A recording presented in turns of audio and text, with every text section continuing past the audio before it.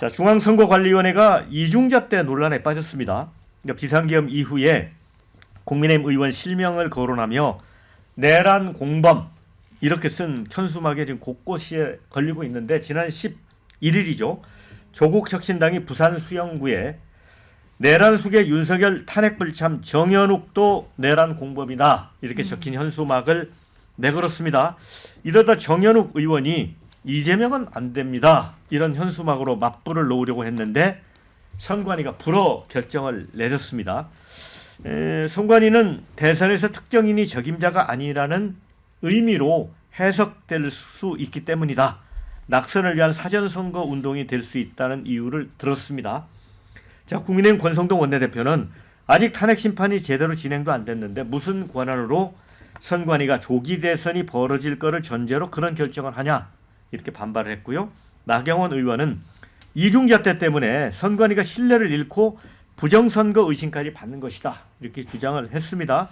그러자 민주당이 그러니까 내란 공범 의심을 받는 것이다 이렇게 맞받았습니다. 자, 이제 과거에도 선관위는 내로남불이라는 표현은 특정 정당을 유치할 수 있다 이렇게 해서 사용을 불허해서 논란에 휘말린 적이 있습니다. 오늘 이제 노태학 선관위원장 주재로 전체 회의가 열려서 문구 허용 여부를 다시 논의하기로 했다는데, 자, 이 부분은 박원석 의원님은 어떻게 보세요? 그러니까 저는 기본적으로 선관위가 현수막 문구 같은 것에 대해서 이제 과도한 어쨌든 말하자면 규제를 하는 것 자체를 문제라고 생각해요. 그러니까 선관위가 어떻게 보면은 거의 모든 그 선거와 관련된 가능한 방법들을 다 안 된다는 기준으로 하거든요. 그러니까 거기는 그 일반적 금지 예외적 허용이에요. 근데 반대해야 됩니다. 이제는 선거가. 일반적 허용 예외적 금지해야 그렇죠. 되는데 너무 선관위가 과도한 권한을 행사함으로써 이런 논란을 자초하고 있다는 생각이 들고 그리고 이 문제는요. 저는 정치인들 간에 저렇게 현수막으로 눈살집 풀어지는 그런 공방을 벌이는 거 별로 좋지 않다고 생각합니다만 지금 이 정치적 상황이나 국면을 고려할 때 여기에 선관위가 어떤 건 되고 어떤 거는 되지 않는다는 잣대를 들이는 것 자체가 저런 오해를 불러일으키가 논란을 빚을 수 있어요. 게다가 지금 탄핵 소추만 된 거지 아직은 탄핵 결정이 안 됐고 탄핵 결정이 되고 그로부터 60일 이내에 선거이기 때문에 사전 선거 운동이 될 수 있다는 잣대는 말이 안 돼요. 지금 그런 얘기를 하는 거는 그러니까 선관위 욕먹는 겁니다. 아니 물론 저는 저런 비방들이 과연 이게 그 국민들이 보기에 옳은 거냐 네, 그 옳은 여부를 거냐, 떠나서 그 여부를 떠나서 선관위가 어떤 건 되고 어떤 건 안 된다고 함으로써 논란을 자초하고 있다라고 생각하고 그러니까 이재명은 됩니까? 이재명은 안 된다. 일반적인 표현일 수도 있어요. 근데 거기에 대해서는 저게 사전선거공이 될 수 있다고 먼저 김칫국을 마시면 당연히 정치적으로 오해를 받죠. 바보 같은 짓을 하는 겁니다. 자, 그러니까 제가 언뜻 생각해도 내란 공범 또 이재명은 안 된다 이것도 주장으로 보이거든요. 크리스토스 대변인 어떻게 봐요? 주장 아닙니까 둘 다? 네, 저는 부정선거 개인적으로 그 주장에는 동의하지 않습니다. 그렇지만 선거관리위원회는 이거 정말 일대 개혁이 필요한 지금 그 기관이라고 봅니다. 얼마 전에 선관위의 최고위직들까지 다 포함되어 있는 불법 채용, 특혜 채용 그것이 이제 다 드러나지 않았습니까? 국민권익위의 감사 결과로 무려 300건이 넘었어요. 그게 300건이. 선관위 전체 직원이 3,000명이라고 하는데 10분의 1 정도가 아름아름으로 누가 어떻게 됐는지 모르게 들어왔다라는 이제 그런 결과에 도달하게 된 것입니다. 그러니까 자기들끼리만의 세계 그 리그가 수십 년 동안 구축이 되어왔고 그러니까 공직 기강이라든지 엄정성, 중립성 이런 것들이 의심받을 수밖에 없는 것입니다. 그 결과로 나온 것이 지난번 대선 때 소쿠리 투표, 코로나 확진자들 투표용지를 뭐 지퍼백에도 넣고 그때 뭐 소쿠리에도 넣고 뭐 이런 식의 것들이 여러 군데에서 벌어졌어요. 이런 것이 그냥 어쩌다가 우발적으로 일어난 것이 아닌 겁니다. 조직 문화에서부터 문제가 있는 것입니다. 그러면서 또 해킹에는 굉장히 취약하다는 사실도 드러났지 않습니까? 그런데 이런 것들 하나하나에 대해서 개혁하고 고치고 하겠다라는 생각보다는 왜 우리를 공격하느냐 이런 식의 태도를 계속 보입니다. 최근에는 부정선거 얘기를 하면은 그거 강력하게 처벌하는 법안을 만들겠다라고 했습니다. 그러니까 본인들 보신에만 관심이 있는 것이에요.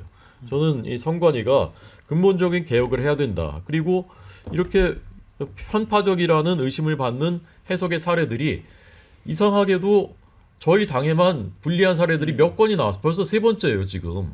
지난번 총선 때는 민생 파탄 그건 안 된다. 문재인 정부를 연상시킨다. 불어 해놓고 친일 청산 그건 오케이를 했습니다.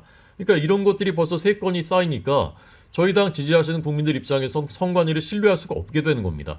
선관위는 지금이라도 왜 불신을 받게 되는지 스스로 돌아보시고 전면적인 개혁을 하는 계기로 삼아야 된다고 저는 생각합니다. 네, 댓글에 선관위는 공정해야 하는데 상황에 따라 바뀌는 건 아닌 것 같다 이런 의견 주셨고요.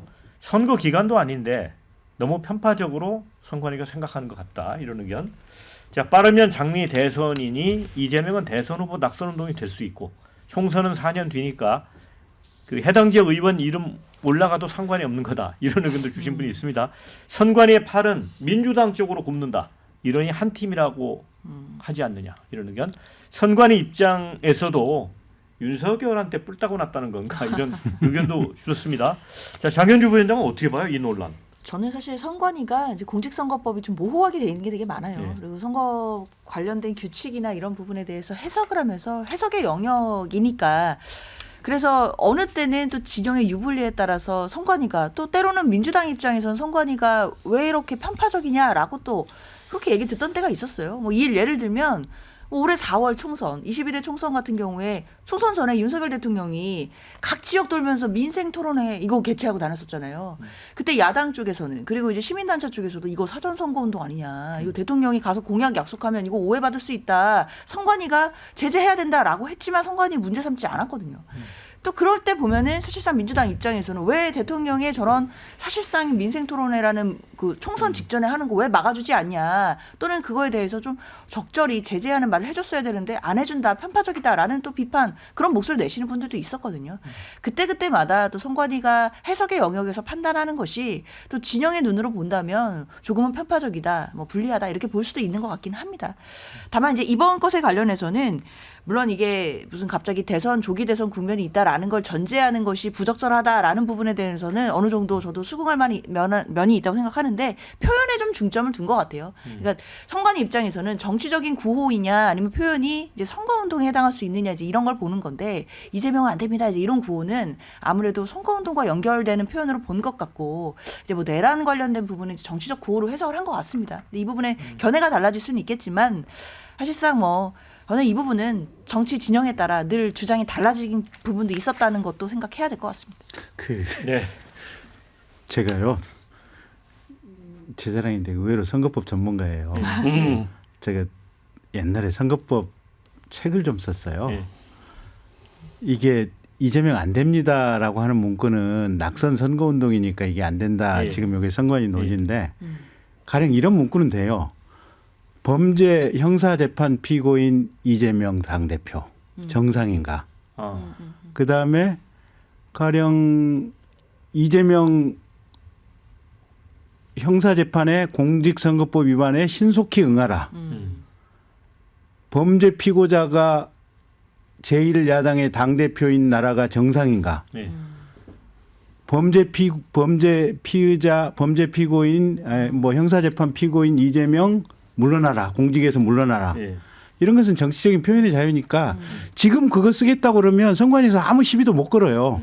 이건 대선을 염두에 두고 낙선시킵시다 이 표현이 아니고 정치적인 의사의 표현이니까. 그래서 제가 지금 이 논란을 보고 있으면 선거법 책을 썼던 입장에서 보면 이거 글자만 살짝만 바꾸면 되는데. 아니, 그게 약간 이현령 그러니까 정현욱 의원이 좀 물어봤어야 될 것 같네요. 그러니까 이현령 비현령이잖아요. 네. 그래서 저는 선관위가 그 어떻게 보면 선거를 관리하고 선거를 지원하는 역할을 하면서 동시에 규제하는 역할을 네, 하거든요. 네. 저는 이게 좀 이제 이 시대에 맞나 이런 생각이 듭니다. 네. 그 모든 걸 선관위라는 기관이 다 갖고 있는 게 그래서 조금 구조적인 개선이 좀 필요하지 않나 싶고 그러니까 저는 일관되게 말씀드리지만은 선거에 대한 규제는 일반적 허용, 예외적 규제해야 됩니다. 근데 우리는 일반적 규제, 예외적인 허용이에요. 반대로 돼 있습니다. 이거 아주 후진적인 선거제도고 그러니까 자꾸 선관위가 칼을 휘두르는 거예요. 그래서 저는 그건 좀 바꿔야 된다는 생각이 들고 그러니까 이 논란에 있어서 지금 민주당조차도 대선의 대자도 이게 꺼내지 말라 이렇게 얘기하고 있잖아요. 네. 자칫하면 이제 민심이 옆으로 돌까 봐. 근데 선관위가 앞서가지고 조기 대선 김칫국을 마시면 어떡합니까? 선거를 관리해야 될 기관에서. 근데 저기 박 의원님 말씀드리니까 제가 하나만 말씀드리면 전 이번에 미국 대통령 선거를 이게 주의 있게 보다가 역설적으로 한국 선거법이 굉장히 잘 됐다라는 생각을 좀 하게 됐어요. 그러니까 굉장히 극단적인 비방, 허위 사실에 가까운 비방들이 선거전에서 아예 그냥 공개적으로 지금 나오고 있고, 예. 심지어는 일론 머스크 같은 경우는 저기 트럼프 당선될 때까지 하루에 매일 추첨을 해가지고 얼마씩을 돈을 쏘겠다고 그러고 예. 그렇잖아요. 우리나라는 언론인 같은 경우는 지금 선거 과정에서 중립을 지키도록 돼 있잖아요. 예. 근데 거기는 모든 언론인, 없어요. 언론사 자체가 아예 공개적인 예. 지지 표명을 예. 하거든요. 예. 그다음에 공무원들, 이제 우리도 정무직 공무원들은 할 수가 있지만 일반직 공무원들은 선거에 대해서 일체 중립을 지키도록 네. 돼 있잖아요. 미국은 공무 수행 시간 중에만 정치적 중립이고 일과가 끝나고 나면 공무원들도 선거 운동을 할 수 있어요. 일반 행정직 공무원들도.